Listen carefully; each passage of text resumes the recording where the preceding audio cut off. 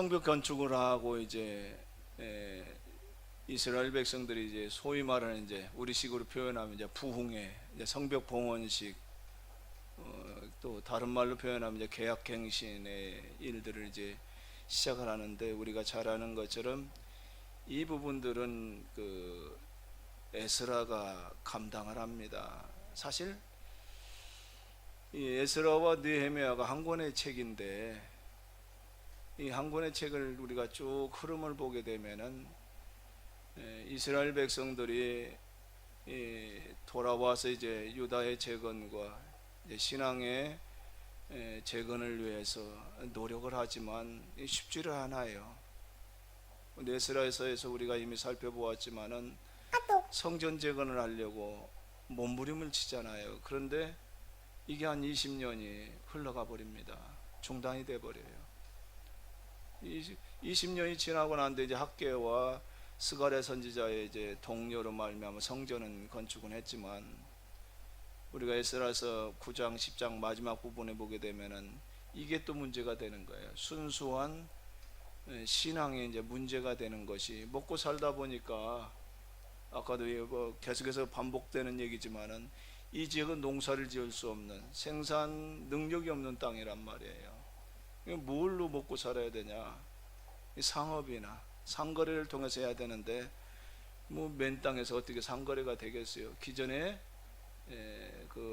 이미 터를 잡고 있는 사람들과 이제 관계를 맺어서 그들의 도움으로, 그들의 지원을 받아서 시작해야 되는데, 그들의 지원을 어떻게 받아요? 그냥 안 되거든요.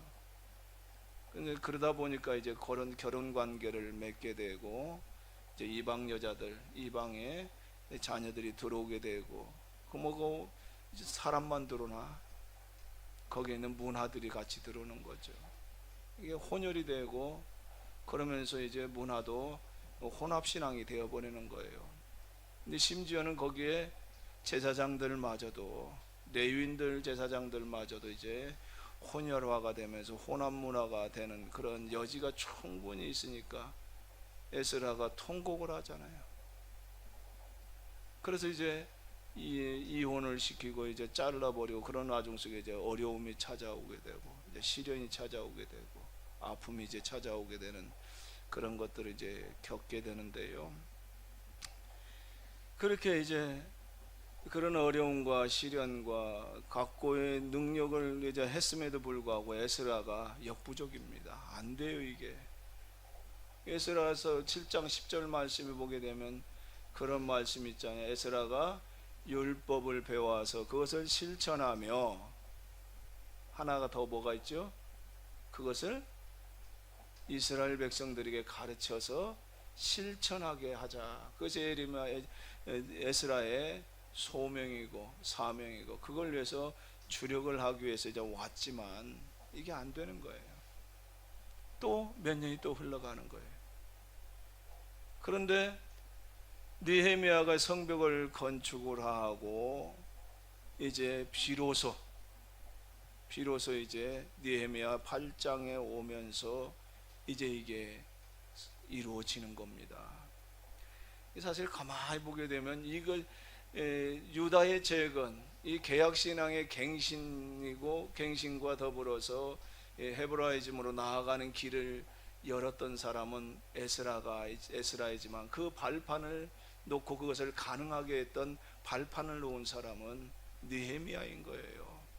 느헤미야에서 비로소 와서 느헤미야와 총독의 어떤 그 후원 아래 이스라엘 백성들이 이제 새로운 유대교로서 어떤 발전해 나가는 그런 어떤 발판이 성취가 될 수가 있었던 거예요.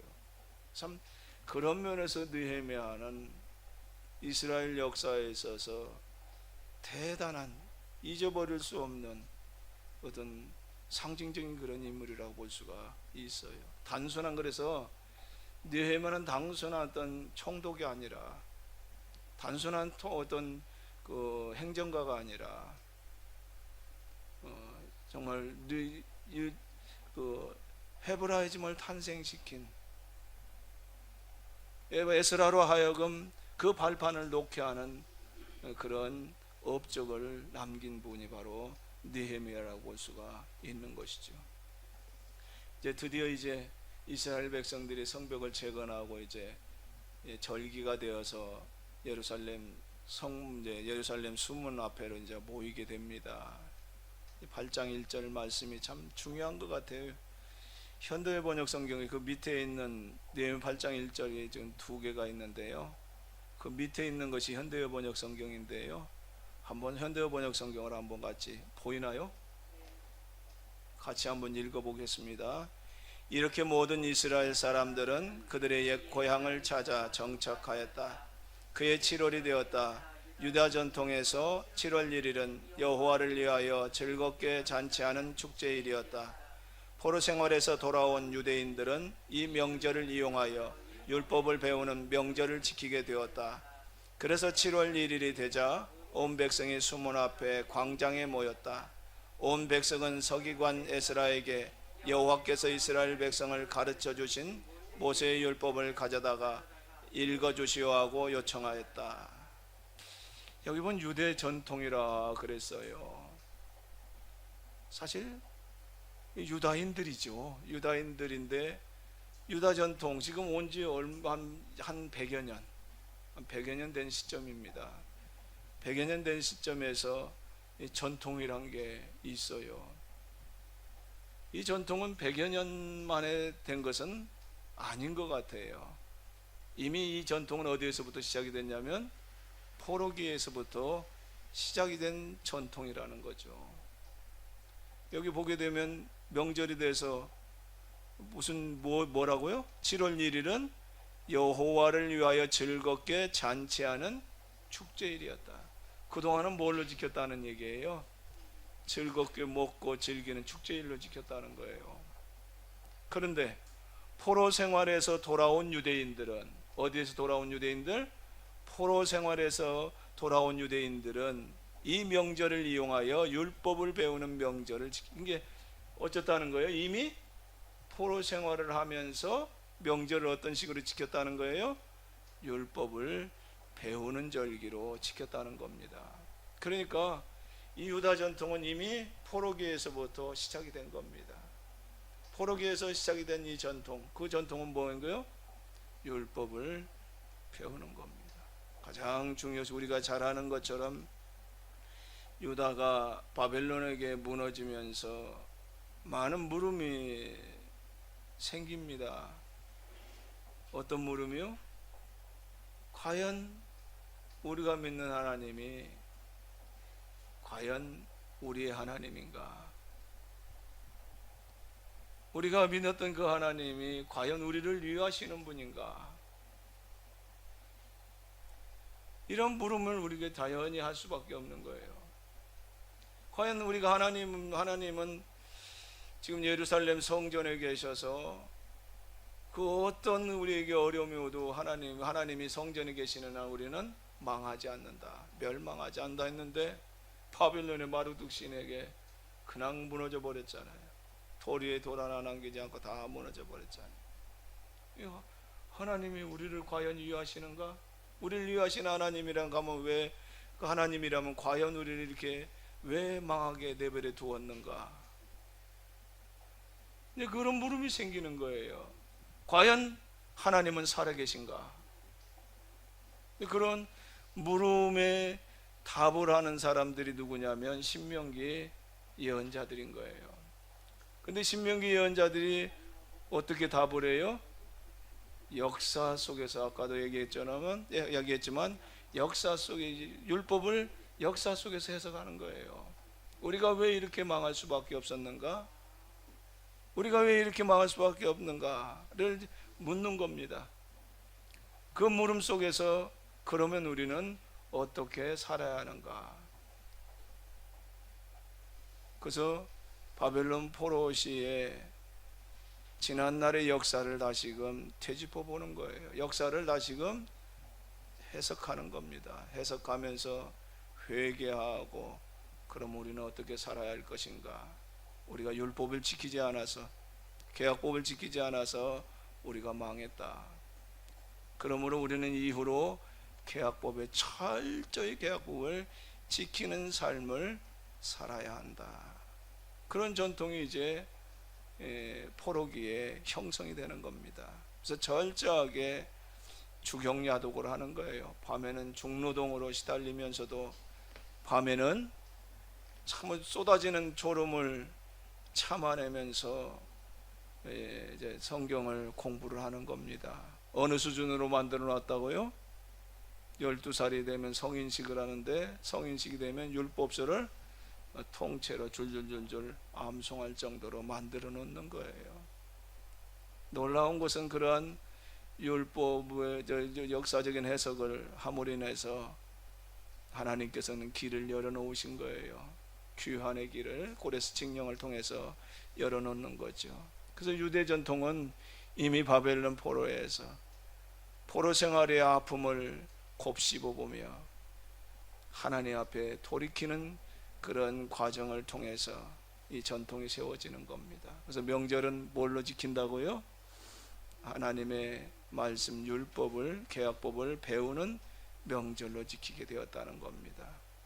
철저하게 율법의 사람들이 되는 겁니다. 그래서 그 요청을 누구의 율법을 누가 요청했다고요? 읽어주기를 에스라에게 누가 요청을 했다고요? 백성들이 요청을 하는 거예요. 그게 이제 뭐가 된 거예요?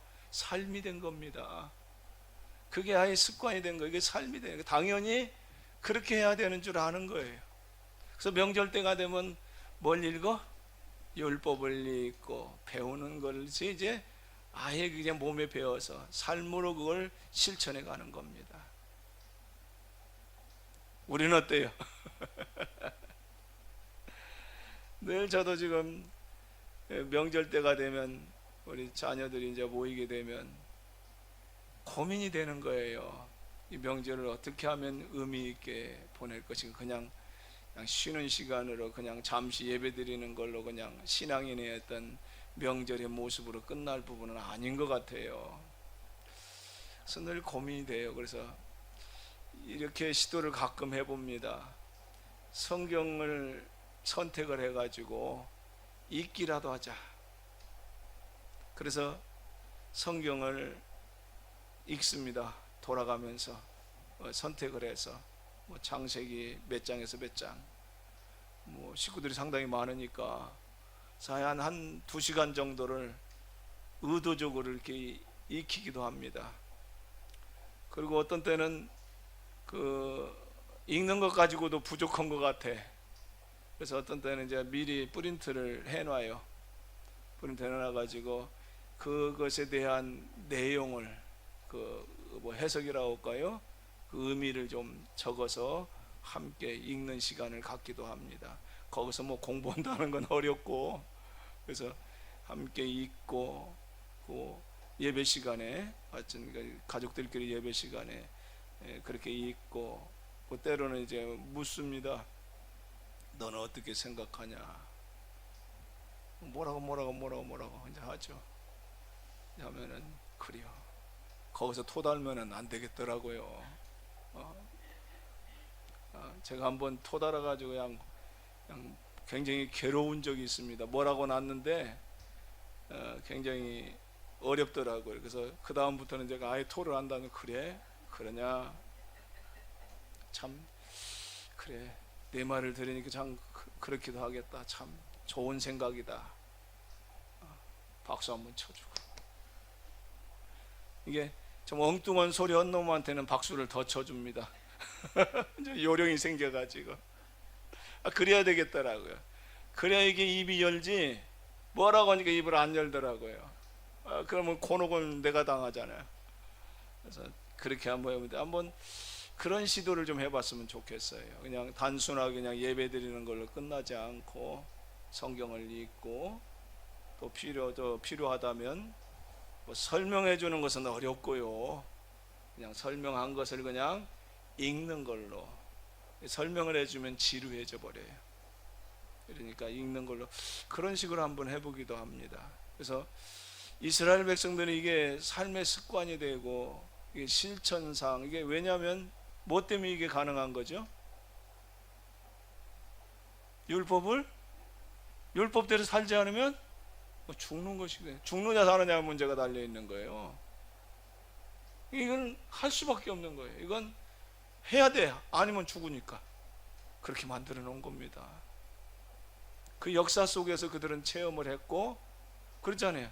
죽는 거 체험했고 사는 거 체험했잖아요. 말씀대로 살지 않아서 죽었고 말씀대로 살아서 살았고, 이걸 역사 속에서 그들은 체험하는 겁니다. 그리고 그것을 해석을 해서 가르친 사람이 있고요. 아마 그 해석을 해서 가르친 사람이 있었기 때문에 그게 그런 해석이 가능한 거지, 그렇지 않아요?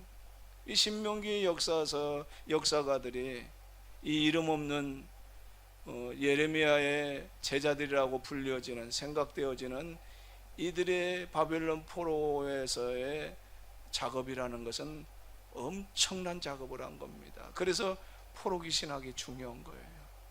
사실 이 포로기 시대의 율법서가 편집이 되고요, 예언서가 편집이 되고요, 역사서가 편집이 됩니다. 이 성경의 완성된 모습들이 어디에서 이루어지냐면 바벨론 포로 후기에 완성이 되는 거예요. 이 기간이 참으로 중요한 거예요. 이 신명기 역사가들의 이 역사의 율법에 대한 재해석은 어마어마한 작업을 했고, 이것이 역사가들이 평가하기를 역사를 뒤바꿔 놓은 그런 일들이었다는 거죠. 근데 그것들이 그런 역사가들, 예언자들 뿐만 아니라 그것을 삶으로 실천하고 있고 그것을 요청하고 있는 유다인들 때문에 가능했던 거예요. 그리고 이제 우리가 광장에 모여서 들었지만 그걸로 양이 안 찼던 것 같아요. 그래서 지도자들이 이제 다시금 에스라를 찾아와서 성경을 다시 공부를 하면서 발견하는 것이 뭐냐면 초막절기를 어떻게 지켜야 하는 것을 발견하는 거예요. 그전에는 축제일로 지켰는데 초막절에 성경을 읽는 걸로, 율법을 낭독하는 절기로 지켜야 되겠다. 이제 8장에 나와 있는 내용들이에요. 이게 모든 절기들이 이제는 율법을 낭독하는 그런 절기로 지키게 되었다는 거죠. 한번 그 8장 8절을 한번 읽어볼까요? 하나님의 율법책을 낭독하고 그 뜻을 해석하여 백성에게 그 낭독한 것을 다 깨닫게 하니 백성이 율법의 말씀을 듣고 오는지, 것까지만 봅시다. 이 하나님의 말씀을 그렇게 에스라와 또 에스라를 돕는 그 레위인들을 통해서 이제 성경을, 율법을 이제 해석하여 깨닫게 하니까, 그 깨닫게 하고 성경 율법을 깨달으니까 뭔 현상이 일어났어요? 그걸 듣고 우는 일이 벌어진 거예요. 왜 울었을까요? 회개하는 거죠. 지난날에 잘못 살아온 삶을 회개하는 거죠. 자, 그러면 뭘 깨달았다는 건가? 도대체 뭘 깨닫고 뭔 잘못을 했기에 도대체 이런 일들이 벌어지는가가 이제 9장에 나와요. 9장 1절로 3절까지 한번 읽어볼까요? 이스라엘 백성들은 초막절을 지킨 다음 23일 쉬고 24일에는 하루 동안 금식하고 회개하는 특별 성회를 열었다. 그들은 모두 베옷을 입고 머리에는 흙을 끼얹었다. 그들은 이방인들과의 관계를 모두 끊고 모여 자기들의 죄를 고백하고 자기 조상들의 죄를 고백하였다. 그들은 모두 자리에 서서 3시간 동안 그들에게 낭독되는 여호와의 하나님의 말씀을, 그리고 나서 그들은 여호와 앞에 엎드려 또 3시간 동안 자기들의 허물을 고백하였다.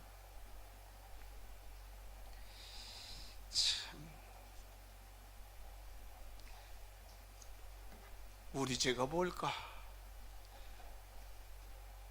왜 무슨 허물인가? 우리가 짐작은 가지만은 결국 무슨 죄, 무슨 허물이에요? 이제 9장 29절 말씀부터 이제 9장 이제 3, 4절부터 쭉 이제 기도문이 나와요. 기도문이 쭉 나오는데요.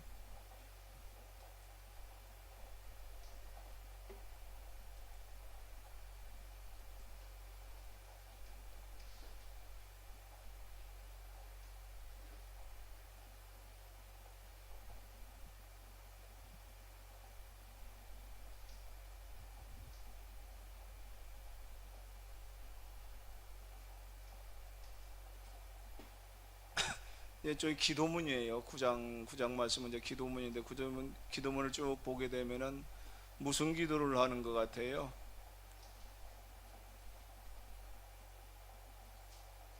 자, 9장 7절을 한번 볼까요?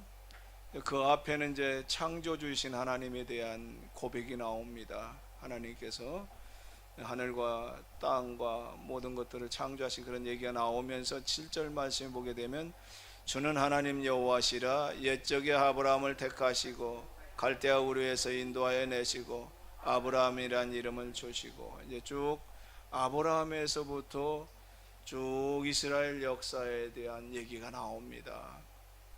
근데 이스라엘 역사를 얘기하면서 얘기를 쭉 하면서 마지막 부분에 가면 36절에 보게 되면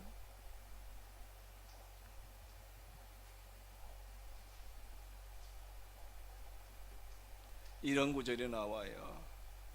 우리가 오늘날 종이 되었는데 곧 주께서 우리 조상들에게 주사 그것의 열매를 먹고 그것의 아름다운 소산을 누리게 하신 땅에서 우리가 뭐가 되었나이다. 지금 우리의 형편이 이렇다는 거예요. 이게 이스라엘 역사를 쭉 얘기를 해요. 쭉 얘기를 하면서 반복되는 내용이 뭐냐면은 우리가 하나님께서 이런 은혜를 베풀어 주셨음에도 불구하고 우리는 그것을 지키지 못하였습니다. 그렇게 살지 못하였습니다. 하나님께 또다시 기회를 주셨는데 우리는 그런 새로운 기회가 주어졌음에도 불구하고 여전히 모세를 통해서 우리에게 주신 그 말씀을 우리가 지키지 못하고 죄를 지었습니다. 우리식으로 표현하면 그래서 하나님 앞에 매를 맞고 쫓겨나기도 했고, 다시 돌아왔음에도 불구하고 여전히 우리는 돌이키지 못하고 죄인의 모습을 살아가고 있습니다. 그래서 오늘 우리 현실이 어떻다고요? 우리가 하나님께서 우리로 하여금 참으로 열매도 주고 거기서 아름다운 소산을 먹게 하고 정말 복된 삶을 살아가도록 하나님께 주신 그 땅에서 우리가 뭐가 됐다고요? 종놈이 되었어. 37절에 우리의 죄로 말미암아 주께서 우리 위에 세우신 이방 왕들이 이 땅에 많은 소산을 얻고 그들이 우리의 몸과 가축을 임의로 관할하오니 우리의 곤란이 심하오며, 우리가 이 모든 일로 말미암아 이제 견고한 언약을 세워 기록하고 우리의 방백들과 레위 사람들과 제사장들이 다 임봉하였나니 서명하는 일이 나오는데요. 지금 우리의 형편은 어떻다는 거예요? 대제국의 노예 신세가 됐다는 거예요. 식민지 신세를 지금 전락해서 지금 근근히 살아가고 있다는 겁니다. 이 9장은 기도문이에요. 기도 속에서 무슨 기도를 하고 있냐면 자기들의 역사를 다시금 해석하고 있는 거예요. 이 기도문은 역사성이 있는 기도예요. 그냥 자기들의 역사를 그냥 꿰뚫을 수 있도록 쭉 창세기부터 시작해서 창조로부터 시작해서 그들의 역사 속에서 자신들의 역사를 무엇의 관점에서? 계약법의 관점에서 해석하고 있는 거예요. 계약법의 관점에서 바라보는 거예요. 그러니까 왜 8장에서 그리고 9장에서 그들이 율법의 말씀을 듣고 해석한 것을 깨닫고 눈물을 흘리냐? 우리가 어쨌다는 거예요? 잘못 살아왔었다는 거예요. 잘못 오해하고 있었다는 거예요. 누구에 대해서? 하나님에 대해서. 신앙에 대해서 잘못 오해하고 잘못 생활해 왔다는 거예요. 그것을 깨닫고 회개하는 겁니다. 끊임없이 이것을 이스라엘 백성들에게, 유다 백성들에게 끊임없이 각인시키는 거예요. 예언자들을 통해서. 또 여기에서는 누구를 통해서? 에스라를 통해서. 그리고 에스라와 뒤를 따르는 랍비들을 통하여서 끊임없이 자신들의 신앙의 역사성을 각인시키는 겁니다. 이것이 역사를 바꾸는 거예요. 세상을 뒤바꾸는 거예요.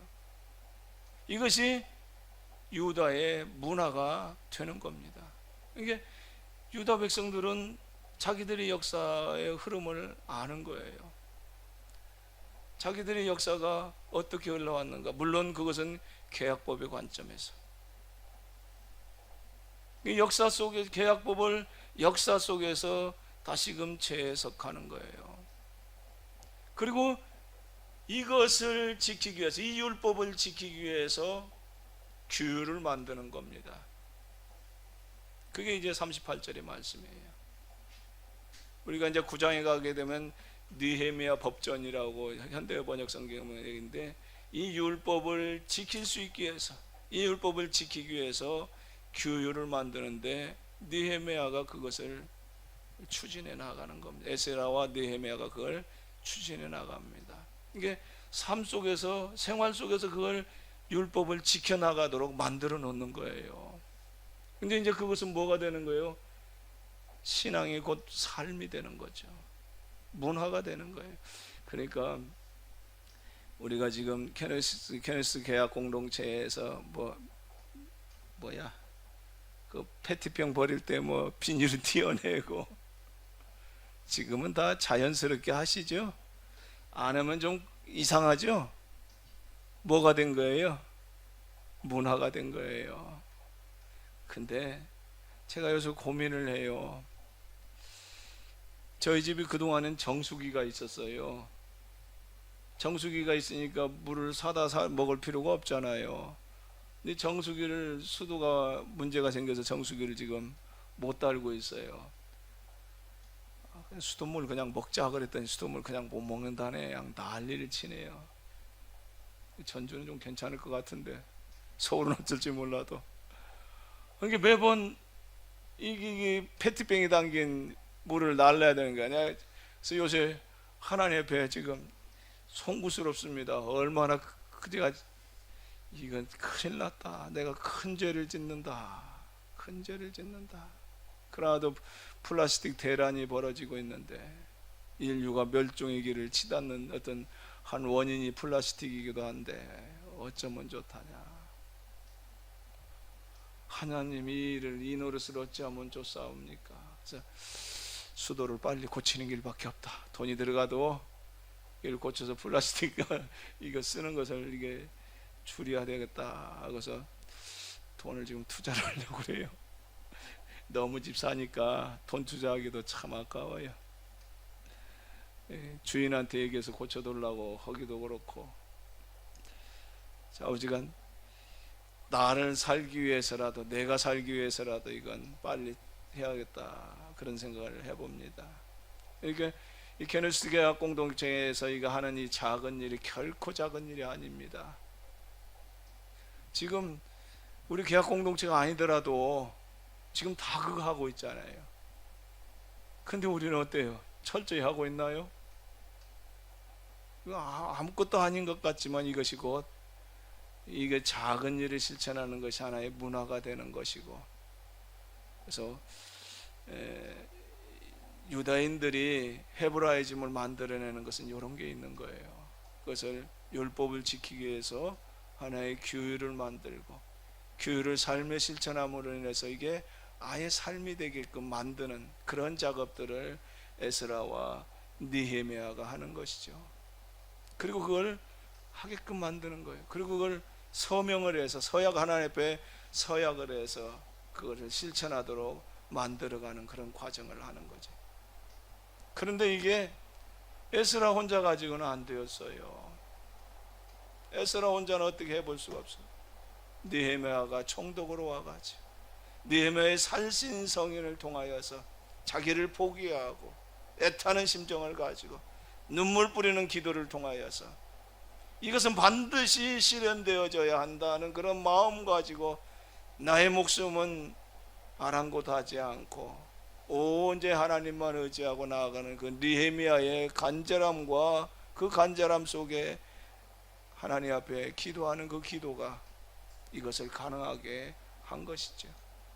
그래서 느헤미야 속에서 에스라를 볼 때 에스라는 정말 훌륭한 일을 지어내는 거예요. 자, 이 일에 함께 동참하고 함께 아파하며 함께 참으로 몸부림을 쳤던 사람들의 명단이 이제 11장 12장에 나와요.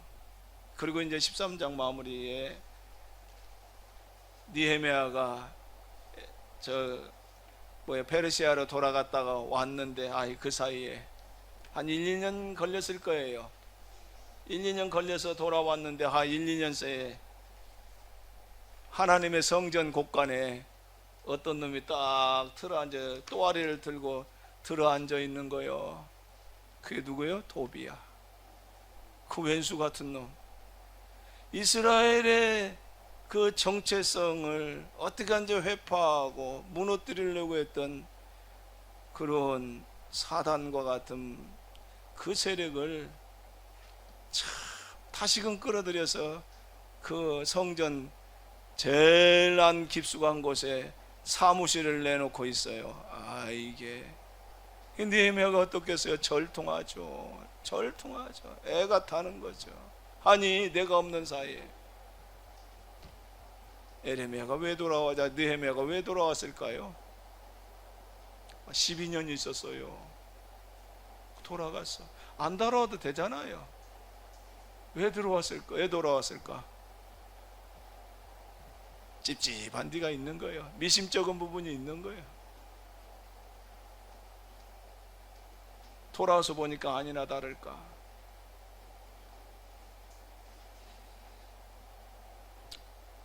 자, 강의를 마무리합시다. 느헤미야가 한 일이 무엇인가? 느헤미야와 에스라가 한 일이 무엇인가? 결국 율법을 역사 속에서 재해석하는 일을 통해서 유다 공동체를 재건하고 개혁 백성으로서의 모든 것을 갖추어가는 작업들을 하는데, 이전의 예언자들과는 조금 다른 것이 무엇이냐면 느헤미야를 통하여서 그걸 제도화시켰다는 겁니다. 법전화시켰다는 거예요. 법제화시키고 체제화시키고 제도화시킴으로 인해서 삶으로 그걸 구현하도록 만들어냈다는 겁니다. 그것이 문화를 만들어내는 거예요. 단순한 종교 문화가 아니라 삶의 문화로 꽃피울 수가 있었다는 거. 그게 바로 헤브라이즘의 길목을 연 것이죠. 그리고 한 100여 년 후에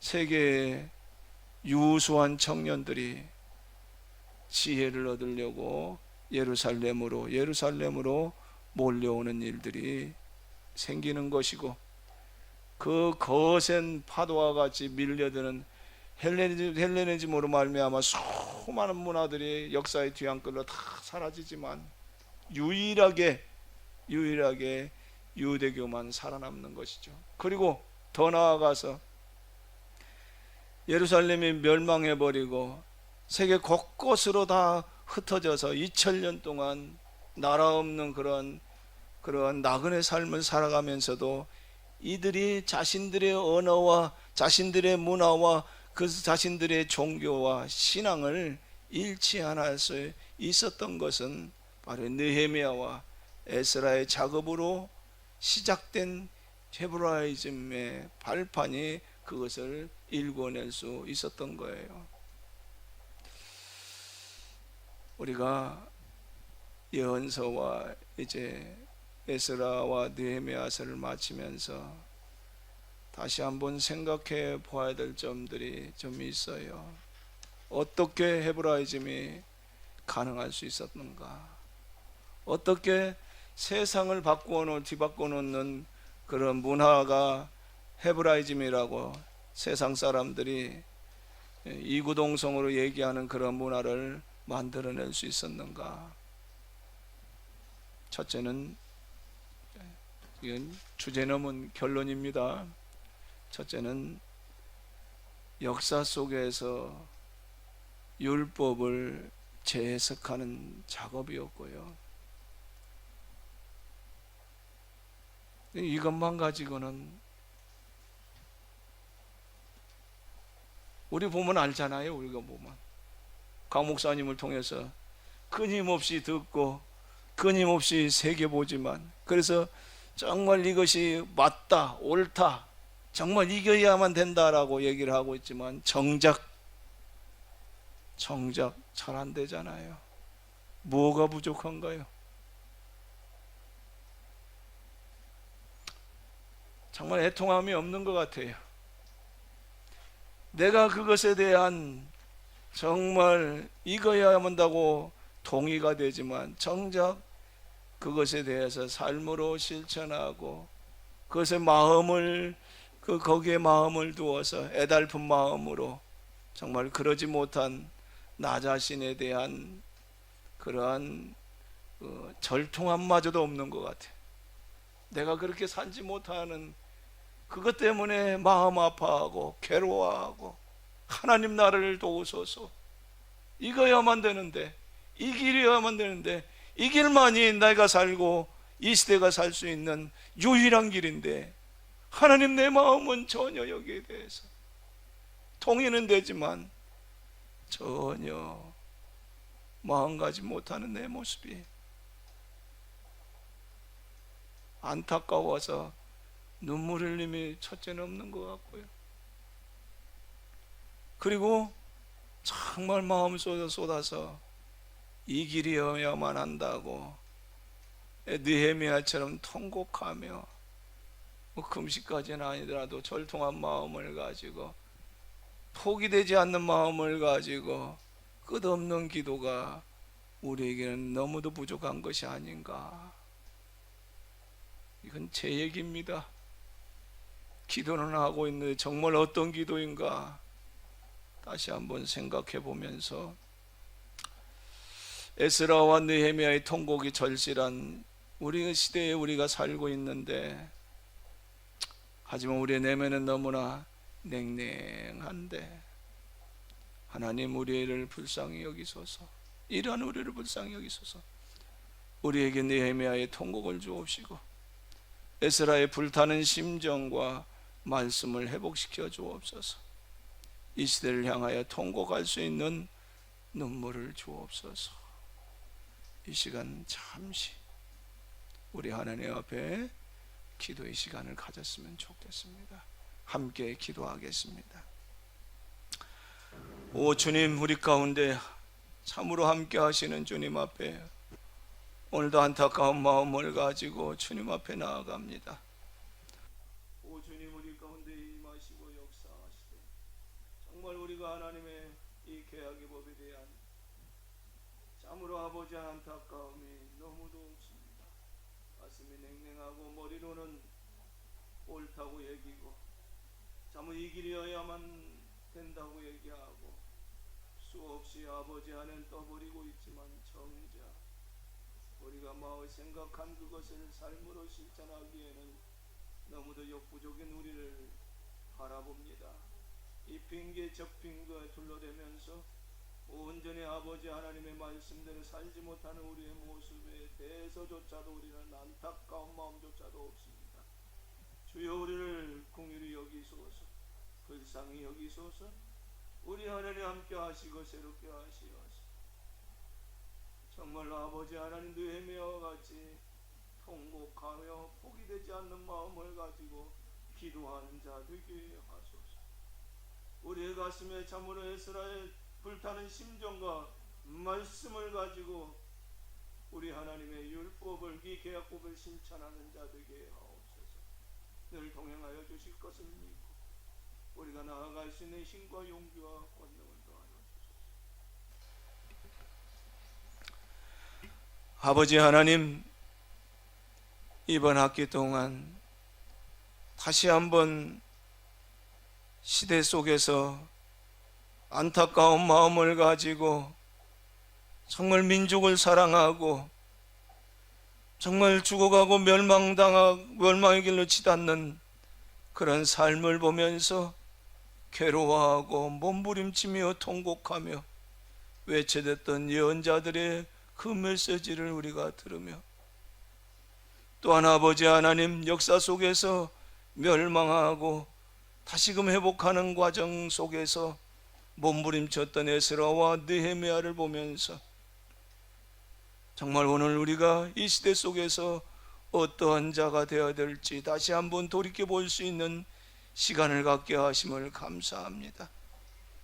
하나님, 무엇보다도 우리 가슴 속에 예언자의 마음을 일깨워 주시옵소서. 하나님의 마음을 지펴 주시옵소서.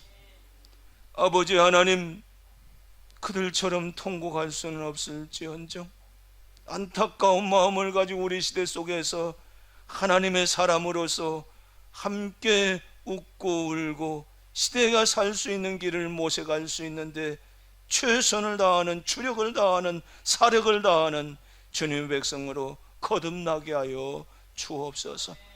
하나님께 또한도 수고한 손길들을 기억하여 주시고 이 게노시스 개학 공동체가 그 본래의 본질을 다시금 회복하고 온전히 실천해 나가며 꽃을 피우고 열매를 맺을 수 있는 공동체로 거듭나도록 우리 하나님 이끌어 주옵소서. 우리 강 목사님, 참 이 일을 좀 더 확장하고 좀 더 발전시켜 나가고 좀 더 이것을 삶으로 실천해 나갈 수 있는 장을 마련하고자 애쓰고 수고하는 가운데 있습니다. 그 일이 아름답게 완성이 되어지고 아버지 그 일을 통하여서 하나님께 영광, 우리 모두에게 기쁨이 되며 웃음 지을 수 있는 터전이 되게 하옵소서. 감사하고 예수 그리스도의 이름으로 기도하옵나이다. 아멘. 네, 수고들 하셨습니다.